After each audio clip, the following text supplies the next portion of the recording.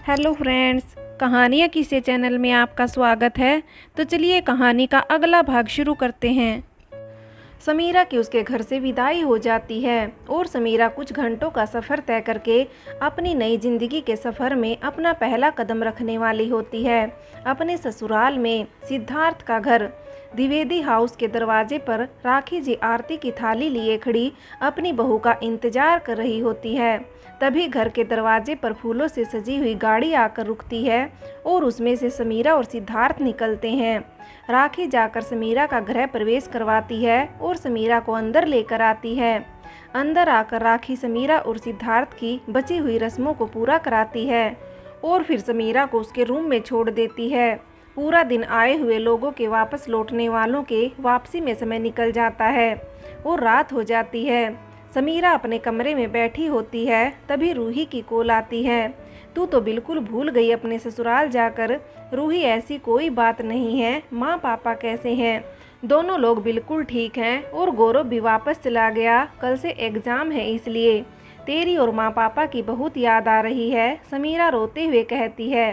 तभी समीरा के कमरे में राखी खाना लेकर आती है।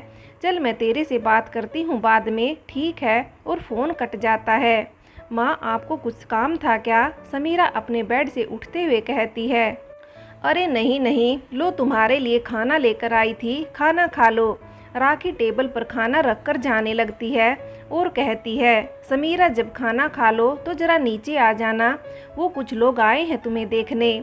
वो कल वापस अमेरिका चले जाएंगे तो तुम ज़रा नीचे आ जाना। ठीक है माँ। कुछ देर बाद समीरा खाना खाकर नीचे चली जाती है।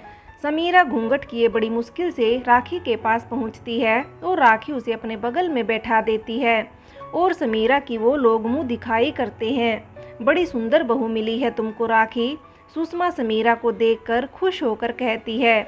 हाँ बिल्कुल चांद का टुकड़ा है तेरी बहू राखी। रीना समीरा को देखकर खुशी से कहती है। बस करो तुम लोग, अब क्या मेरी बहू को नज़र ही लगाओगे क्या?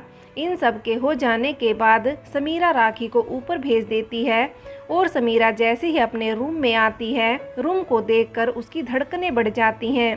पूरा रूम फूलों से सजाया था। दरवाजे से लेकर बेड तक फूलों का रास्ता बना हुआ था।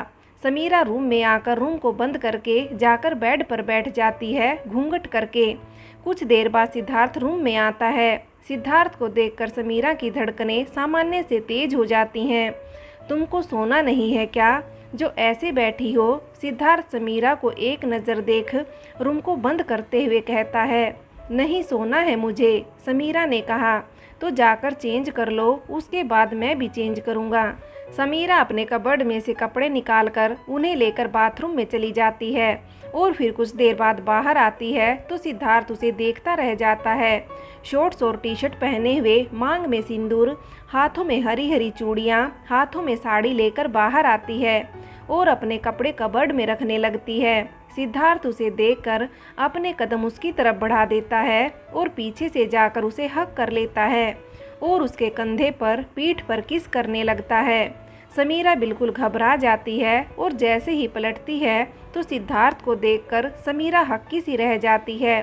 समीरा कुछ बोलती इससे पहले सिद्धार्थ उसे अपनी गोद में उठाकर बेड की तरफ ले जाता है। समीरा सिद्धार्थ को एक नज़र देखकर अपनी नज़रें नीची कर लेती है। सिद्धार्थ उसे बेड पर लिटाकर उसके करीब जाने लगता है और समीरा अपने बेड पर बिछे चादर को हाथों से चादर को पकड़े हुए थी। पर जब सिद्धार्थ समीरा के करीब आने लगता है तो समीरा चादर पर अपनी पकड़ धीरे धीरे मजबूत करती जाती है। सिद्धार्थ समीरा के करीब आकर उसे फ्रेंच किस करता है और फिर सिद्धार्थ और समीरा एक दूसरे में खो जाते हैं। अगली सुबह 6 बजे समीरा की नींद खुलती है। समीरा अपने को सिद्धार्थ की बाहों में पाती है। समीरा की सहसा नज़र सिद्धार्थ पर चली जाती है और रात में उसके साथ बिताए हुए लम्हों को याद करते ही उसका चेहरा एकदम ब्लश करने लगता है। समीरा धीरे से सिद्धार्थ को गुड मॉर्निंग विश करके जाने लगती है। तभी सिद्धार्थ उसे पकड़कर खींच के अपने बेहद करीब कर लेता है। ऐसे कौन विश करता है मॉर्निंग? हमें तो ऐसे ही आता है विश करना। समीरा सिद्धार्थ के सीने से लगी नज़र नीची करके धीरे से कहती है। अच्छा हमसे चालाकी। सिद्धार्थ तिरछी स्माइल के साथ और फिर समीरा के माथे पर किस करके उसे मॉर्निंग विश करता है। तो ऐसे होती है मॉर्निंग विश। समीरा सिर नीचे किए हुए अपना सिर हिला देती है। तुम्हारी इसी ही अदा पर मैंने तुमसे शादी के लिए हाँ किया था। अब हमें उठ जाना चाहिए, काफ़ी देर हो गई है। घर में सब लोग उठ गए होंगे। समीरा सिद्धार्थ को देखकर, ठीक है जाइए, हम कभी और अपनी बात पूरी कर लेंगे। और सिद्धार्थ समीरा को छोड़कर दूसरी तरफ देखने लगता है। समीरा को सिद्धार्थ को इस तरह देखकर बुरा लगता है तो समीरा धीरे से सिद्धार्थ के करीब जाकर उसके होठों पर अपने होठ रखकर चली जाती है। और ये सब इतनी जल्दी होता है कि सिद्धार्थ बस मुस्कुराकर समीरा को बाथरूम में जाता देखता रह जाता है। कुछ देर बाद समीरा नहाकर बाहर आती है और सिद्धार्थ तैयार होने बाथरूम में चला जाता है। समीरा अपना कबर्ड खोलकर अपने बैग से कुछ सामान निकालती है तो उसके हाथ में एक बॉक्स आता है, जिसे देखकर समीरा खोलती है, जिसमें एक प्यारा सा पेंडेंट होता है जो रूही और समीरा के नाम से मिलकर बना होता है। रूही समीरा लिखा होता है। उसके साथ एक लेटर भी लिखा होता है, मेरी प्यारी जान, तुझे लगा मैं तुझे जीजू की ही फ़ोटो दिखाऊंगी गिफ्ट के रूप में, तो तू गलत थी मेरी जान। और ऐसे कैसे हो सकता है कि मैं तुझे कोई गिफ्ट नहीं दूं। ये नाम जो दो लोगों के ज़रूर हैं, लेकिन ये दो एक ही हैं। हमारा रिश्ता, हमारे जज्बात, हमारा प्यार हमारे सिवाय कोई नहीं समझ सकता है और न समझ पाएगा हमें और हमारे इस बेलबज रिश्ते को। ये खाली नाम नहीं, अपने आप में हमारे रिश्ते की गहराई है जिसे समझ पाना आसान नहीं है। अगर हमारे रिश्ते पर लिखने लगी तो मैं पूरी एक कहानी लिख दूंगी। मैं अपना ध्यान रखना, और हाँ, अपना प्रॉमिस भी ध्यान रखना समीरा। बाय, तेरी रूही। समीरा रूही के दिए पेंडेंट को अपने गले में तुरंत पहन लेती है। 2 साल बाद सब कुछ सही चल रहा था, लेकिन कहते हैं ना कि वक्त इंसान की हकीकत भी दिखा देता है। समीरा के सामने भी धीरे धीरे सबकी हकीकत सामने आने लगी। वक्त के साथ सबके घिनौने चेहरे भी सामने आने लगे, जिसे समीरा बेखबर थी। लेकिन एक हादसे ने समीरा के इनके ये रूप पहले ला दिए। ओ महारानी, दूध भगोने से ला रही है या भैंस के थन से निकाल कर ला रही है तू? राखी समीरा को आवाज़ लगाते हुए कहती है। समीरा जल्दी से दूध लेकर आती है किचन से। लीजिए माँ, आपका बादाम वाला दूध। समीरा राखी के सामने करके देते हुए कहती है, तू ये दूध मेरे पीने के लिए लाई है कि मेरा मुंह जलाने के लिए लाई है? नहीं माँ, मैं ऐसा क्यों करूँगी आपके साथ? तभी सिद्धार्थ की आवाज़ आती है, समीरा कहाँ हो, मेरे कपड़े कहाँ हैं? समीरा भागती हुई कमरे में जाती है। ये रहे आपके कपड़े। कोई काम सही से तो करती नहीं हो, क्या करती हो पूरा दिन? आराम के सिवाय कौन सा काम है तुम्हारे पास? खाना बनाना, कपड़े धोना, झाड़ू पोछा, इन सब कामों के सिवाय करती ही क्या हो तुम घर में? इसके बाद भी कोई काम सही समय पर नहीं करती हो। सिद्धार्थ अपनी माँ से आशीर्वाद लेकर ऑफिस निकल जाता है। समीरा सिद्धार्थ की बात सुनकर उदास हो जाती है। तभी उसके कानों में राखी की आवाज़ पड़ती है, ओ करमजली, कहाँ रह गई? जब से इस घर में आई है तब से सब बुरा ही कर रही है हमारे परिवार के साथ। जी माँ जी, क्या हुआ? कुछ काम है क्या? जाकर अपनी उस लड़की को चुप करा। चिल्ला चिल्लाकर मेरे कानों में दर्द कर दिया है। आज तक एक लड़का तो दे नहीं पाई इस खानदान को। दोनों बार बस लड़की ही थी और एक को मेरे पति की तरह खा भी गई। राखी समीरा को बोलकर अपने कमरे में चली जाती है। समीरा उनकी बातों को सुनकर अपनी बेटी को सीने से लगाए बिना आवाज़ किए रोती है, जैसे मानो कि अगर आवाज़ भी करेगी तो कौन उसकी रोने की आवाज़ सुनकर आएगा और उसे आकर के दिलासा भी देगा। यहाँ तो सब बस और जख्म देने वाले हैं, कोई महरम लगाने वाला भी नहीं है। और फिर अतीत की यादों में चली जाती है। 1 साल पहले समीरा की ज़िंदगी में सब कुछ बहुत अच्छा चल रहा था। आज उसे आए हुए इस घर में 1 साल होने वाले थे और इस बीच समीरा की ज़िंदगी में एक नन्ही सी परी आई थी। घर में सब कोई खुश थे सिवाय सिद्धार्थ के।